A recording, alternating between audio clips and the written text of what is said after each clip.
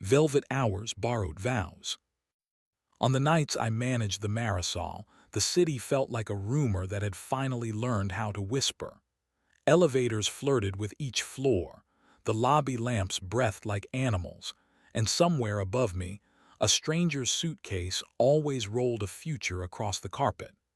People came for the velvet bar stools and the rooftop pool that pretended to be an honest piece of sky. They stayed because we were practiced at keeping the right secrets. I wore a jacket that fit like a promise and kept 2 pens in the inside pocket, one that signed for champagne, one that signed apologies. The line between them was thinner than the ink. Just before midnight, a woman's laugh slid down the stairwell and landed in my chest with a familiarity I didn't want to name. I looked up. There she was, my wife, Ivy, floating across the lobby like she'd been born with the building's key in her hand. Her hair was pinned in a way I had never seen outside wedding photos. Her mouth was the color of a velvet rope. She walked with a man whose face I knew from the kind of magazine that doesn't pretend to be inexpensive. He touched her elbow the way people touch, objects they plan to take home. I stood behind the front desk and felt the floor remember how to be hard. Ivy did not look toward me. You'd be surprised how easy it is not to see your husband when you have already practiced it at breakfast. They drifted into the bar. The chandelier above them looked down and tried to be merciful. I told myself they were here for a drink and not the kind of adventure that leaves a pulse in the sheets. I told myself a dozen soft lies and let them melt like sugar. 10 minutes later, a server named Bry brought me a folded guest check. "Guy at the corner asked me to give this to management," she said, making air quotes as if the word tasted corporate. "Said you'd know what to do." There was a lipstick mark on the back of the check, pressed deliberately like a stamp. The handwriting beneath it belonged to Ivy. I'd watched those letters crawl across grocery lists and birthday cards and a mortgage form that made us both older in a sentence. No names.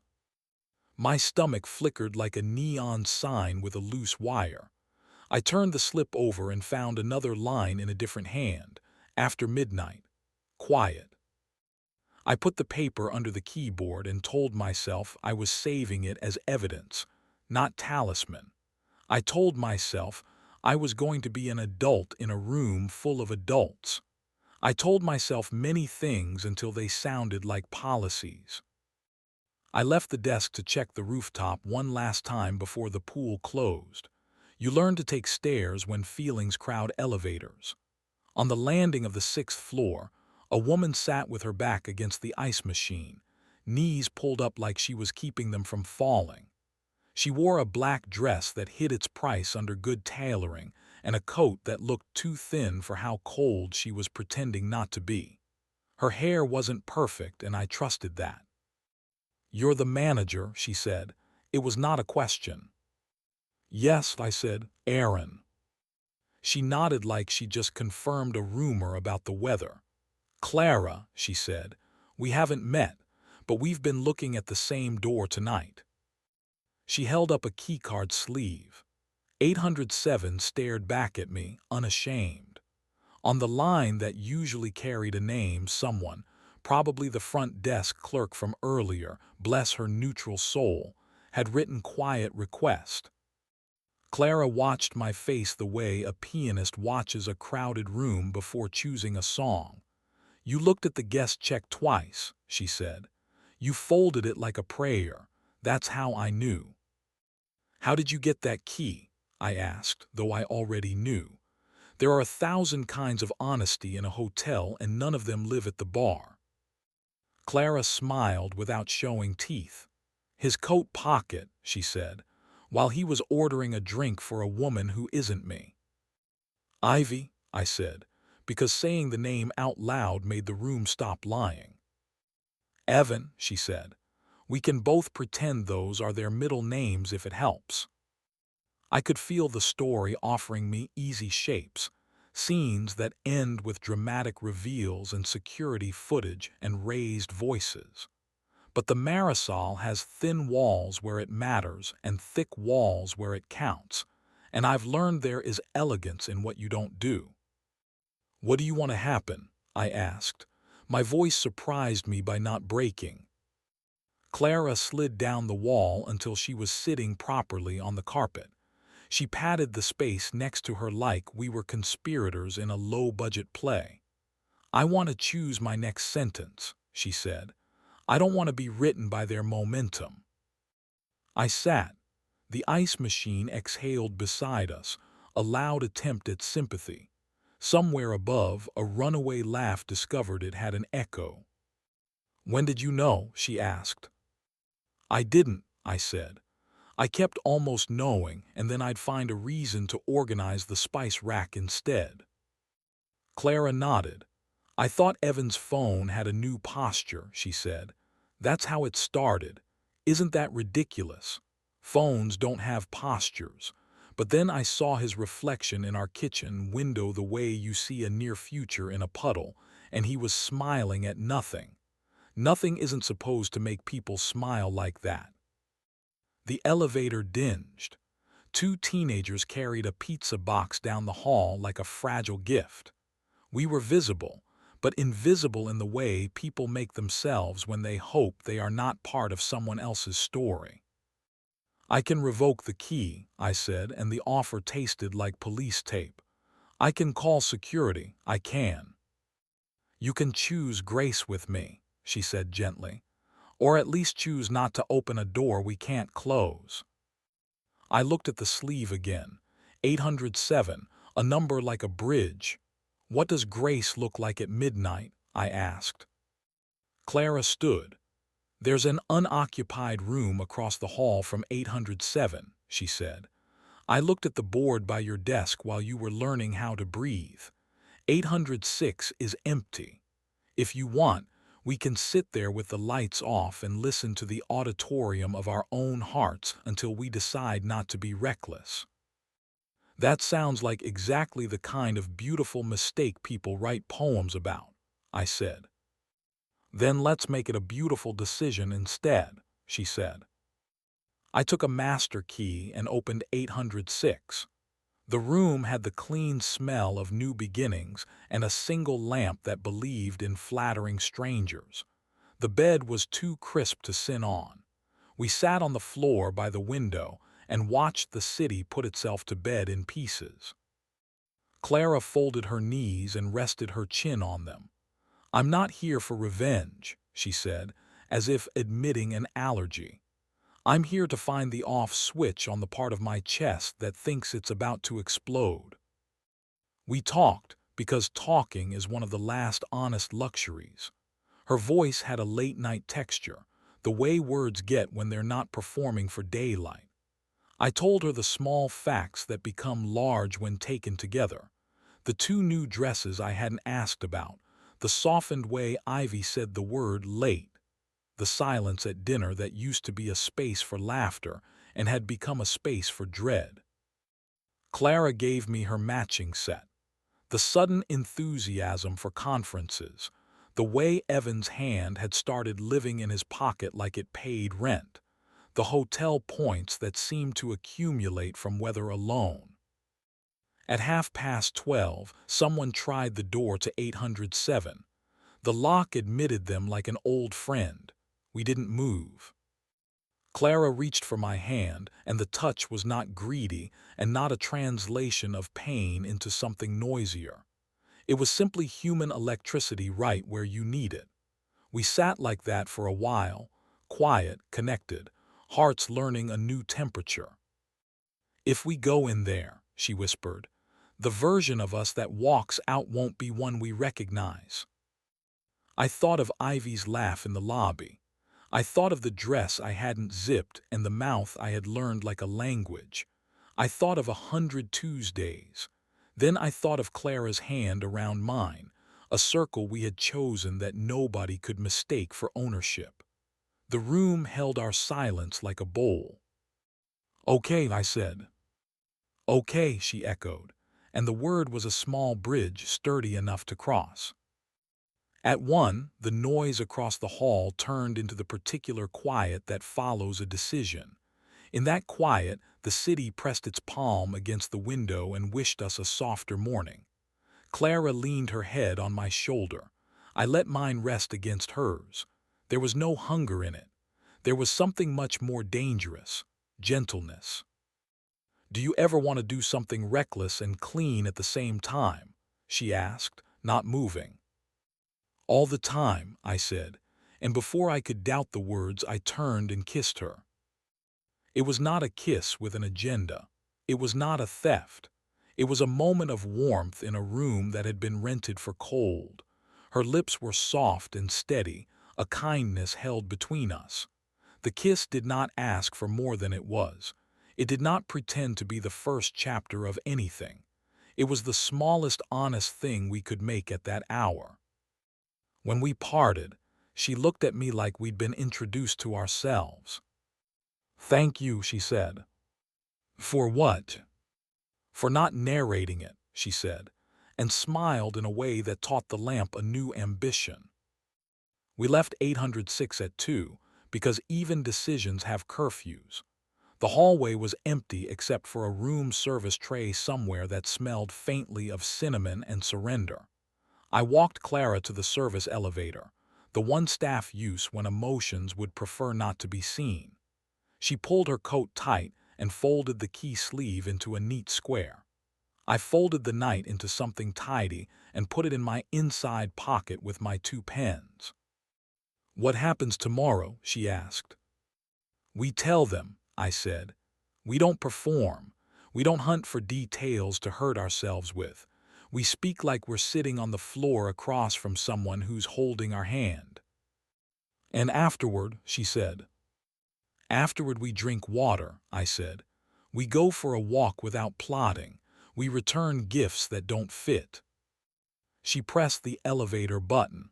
"And we don't turn each other into trophies," she added. "No," I said, "we don't." In the morning, Ivy sat at our kitchen table with her laptop open like a shield. Sunlight tried to be diplomatic. I put the folded guest check on the wood between us. She stared at it and then at me and then away from both.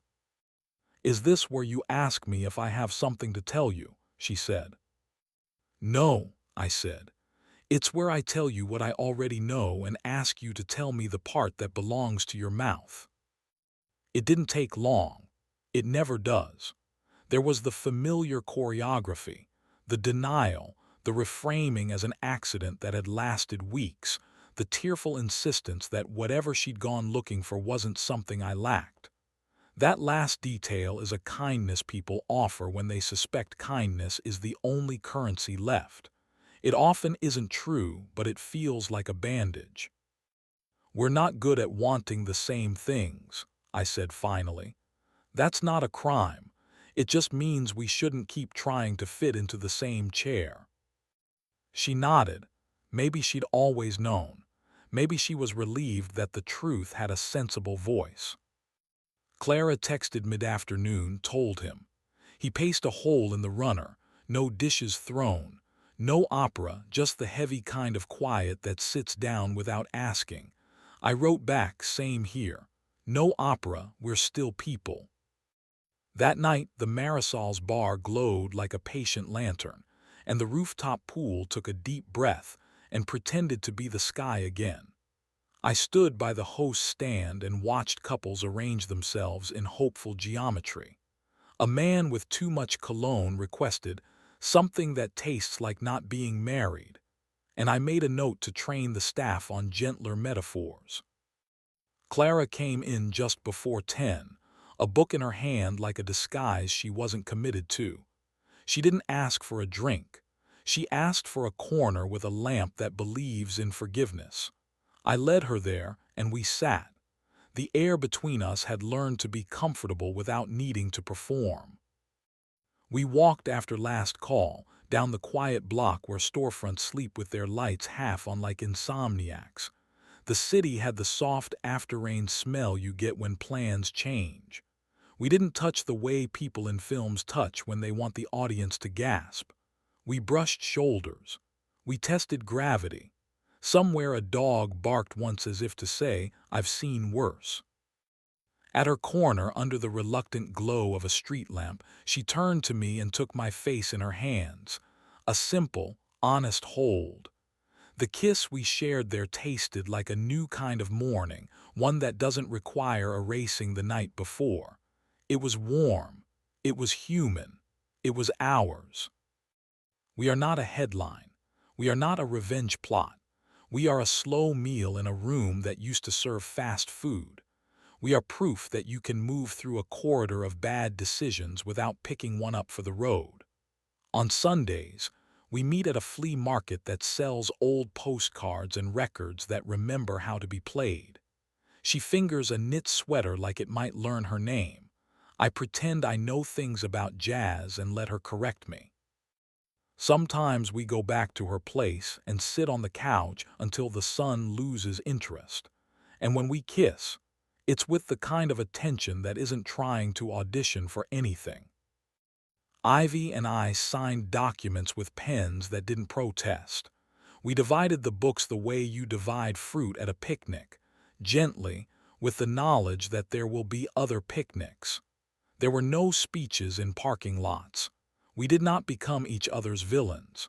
We became exes like the word hopes to be used, former partners, current people. At the Marisol, I replaced the password for the rooftop with a word I never thought I'd use without irony: mercy. Guests smirked. Some softened. A couple I recognized from too many loud anniversaries looked at each other and held hands like the word itself had pressed their fingers together. Sometimes I pass 807 and feel nothing. Sometimes I feel like sending it a thank you card for refusing to be the climax it auditioned for. The room is neutral again. Housekeeping cleans away what people think is permanent. I've learned that gently, with linen and time, you can make almost anything ready for a better story. Last week, Clara found a small lipstick mark on a napkin at a cafe and held it up like a museum piece. "You know," she said, "there's a version of us that follows it upstairs." "And what does this version do?" I asked. "This version pays for the coffee," she said, "then goes home and lets the night be simple." So we did. We walked through a city that had decided to be kind, and when we reached her door, she kissed me the way you kiss someone when you're not trying to prove anything, to yourself, to the future, to the ghosts of old rooms. We went inside. We laughed at a badly designed lamp. We let the evening be warm without setting a fire.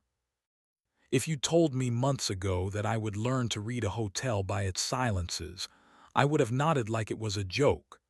I know better now. I know the space between doors, the breath before a confession, the particular softness of a hand that holds yours because it wants to, not because it needs a witness. Sometimes, at closing, I stand under the chandelier and look up until the crystals blur into a private constellation. I think about vows that fell asleep and vows that never needed sleep in the first place. I think about velvet hours and borrowed vows, and the way a city can teach you to be honest if you let it. Then I lock the doors, pocket both pens, and go where I said I'd be, towards someone who meets me without passwords, who kisses me like we both know how to listen, who understands that not all rooms with closed doors are hiding something, and not all open ones are safe. We write our story in the gentle ink of what we choose, not the neon of what we don't. And it turns out the world makes a better sound that way.